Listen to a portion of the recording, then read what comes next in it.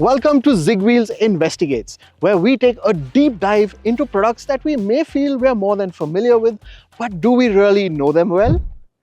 We're going to peel back the layers and delve into the depths of both these two products, as well as take a closer look at what steps manufacturers like Tata are taking to bring to market products like the Harrier and the Safari. And to do that, we're going to head to the studio. A smiling person will always make a great first impression. And similarly, the Harrier and the Safari sport this prominent new parametric grille design. Makes for a great first impression, doesn't it? Both designs also separate the lighting elements in this beautiful end result that make for an elegant and imposing light signature that's hard to miss, as well as providing perfect illumination of the road ahead with these bi-LED projector headlamp units. Distinctive elements for the Safari are a more chunky bumper and a brushed aluminum finish skid plate. The Harrier has more flowing lines and a gunmetal grey bash plate up front. In profile, we'll start to see more clearly the differences between these two distinct products from Tata. And the first thing that stands out for me are the 18-inch alloy wheels from the Harrier, a more sporty and youthful choice. The Safari's 19-inch dual-tone Spider alloy wheels have a slightly different appeal, but just as imposing and more befitting of the larger SUV. Now we know both these SUVs are based on the Omega Arc platform that is known worldwide for its SUV capabilities, but they are yet so distinctive.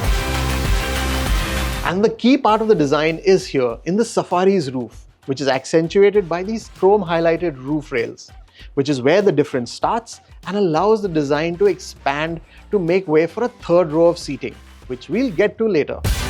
At the rear, the signature connected LED tail lamps are the most striking feature for both cars, leaving onlookers with their jaws on the floor, either when they see the sequential indicators or the welcome and goodbye animations. Let's talk safety now.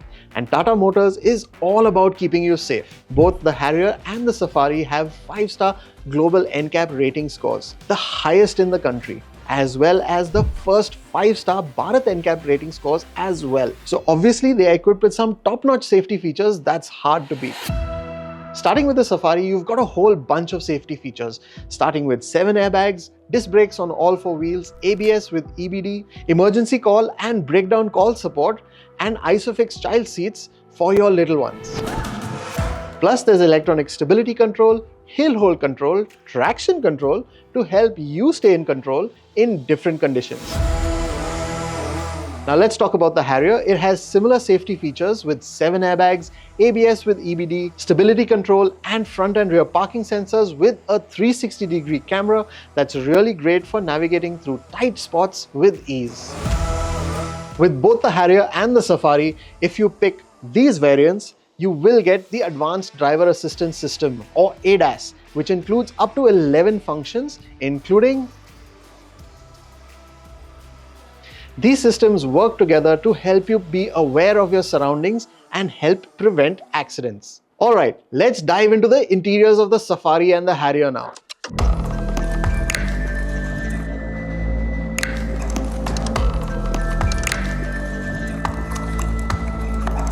Tata's taken a fresh approach with what they call personas, giving each version of these SUVs its own unique vibe. Starting with the interior options, and in both the Safari and the Harrier, you've got different options to suit your taste. The smart, pure variants keep it simple with grey upholstery, while the adventure ones add a touch of cool with chocolate brown.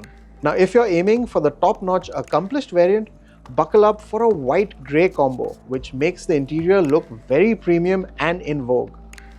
And let's not forget the dark variant, sporting an all-black interior theme.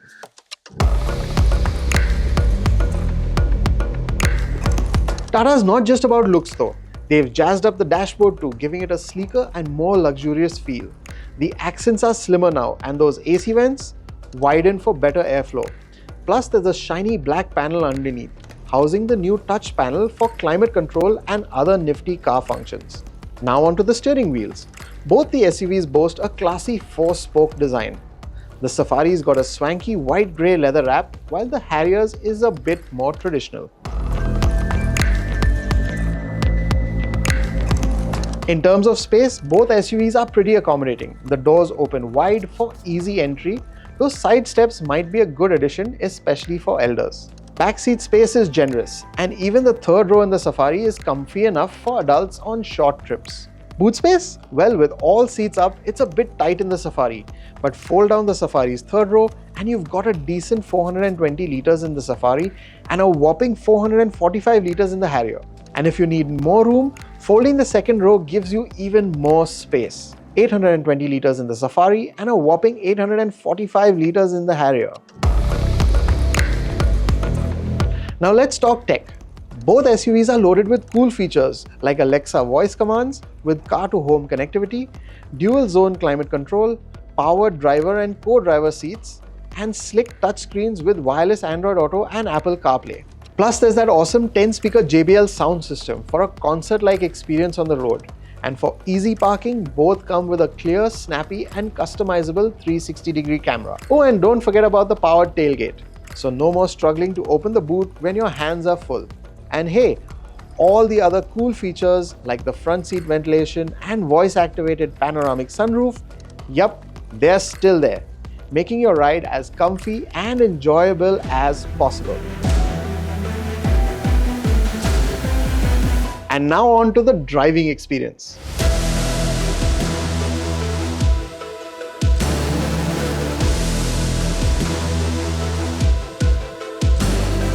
The Safari comes with a 2-litre diesel engine, which delivers 170 PS and 350 Nm of torque, just like before. For transmissions, your choices are also the same, with either a 6-speed automatic or even a 6-speed manual transmission. While the manual is suited for more engaging drives, the automatic is more at home in the city, where it provides a lot more convenience and ease of driving. There's even paddle shifters now with the automatic transmission for that added control.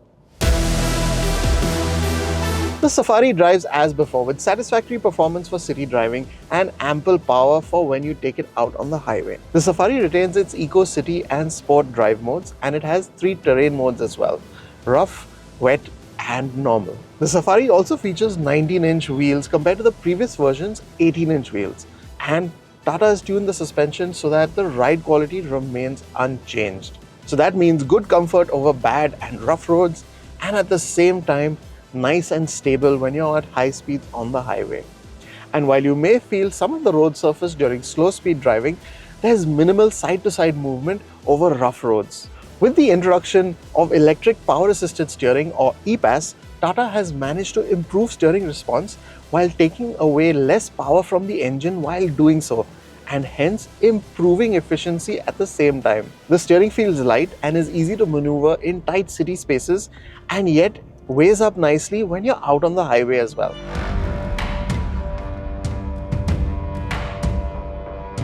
Now this bad boy comes with a 2-litre diesel engine which makes 170 PS and 350 Nm of torque, and it's available with either a 6-speed manual or a 6-speed automatic.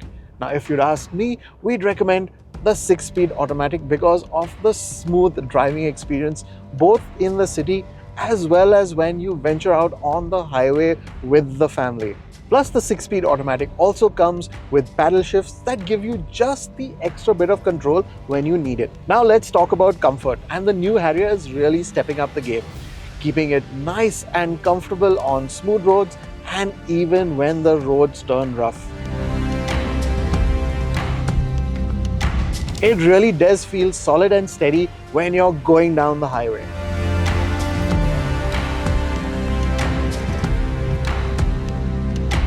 Tata's done some work on the noise insulation too, so you're not going to be bothered by too much of engine noise. Sure, you might hear just a little bit of that diesel clatter, but that's only at high revs and it's nothing too crazy. Now to speed off and find that sunset that I left the studio to chase after.